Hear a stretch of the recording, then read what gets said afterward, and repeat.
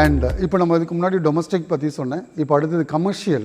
ஐ மீன் ஒரு hotel இண்டஸ்ட்ரீஸில் heat pump எப்படி எக்கனாமிக்காக இருக்கும் அப்படின்னு பார்த்தோம் அப்படின்னா, ஒரு எக்ஸாம்பிள் நம்ம அக்கார்டு ஹோட்டல்லே எடுத்துக்கலாம்.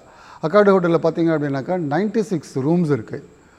ஒரு ரூமுக்கும் நம்ம இண்டிவிஜுவலாக அவங்க வந்து ஒரு கெய்சர் ஃபிக்ஸ் பண்ணியிருந்தாங்க அப்படின்னாக்கா, ஒரு கெய்சரோட கனெக்டட் லோட் 2 கிலோவாட்.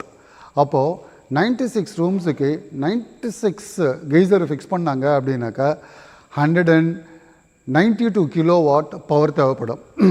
இந்த 192 கிலோவாட்டுக்காக ஒன்று இபியில் நம்ம டெபாசிட் பண்ணணும். ரெண்டாவது, நீங்கள் வந்து ஒரு ஜென்ரேட்டர் பிளான் பண்ணுறீங்க அப்படின்னாக்கா 200 kVA ஆட் பண்ணி தான் நம்ம ஜென்ரேட்டரை நம்ம வாங்க முடியும். ஸோ அங்கே ஒரு இன்டைரக்டான இன்வெஸ்ட்மெண்ட். இப்போ இதே இடத்துல நான் கெய்சருக்கு பதிலாக நம்ம சன்மேக்ஸோட ஹீட் பம்ப் இன்ஸ்டால் பண்ணியிருக்கேன். வெறும் கனெக்டட் லோட் அப்படின்னு எடுத்திங்கன்னா 6 கிலோவாட்.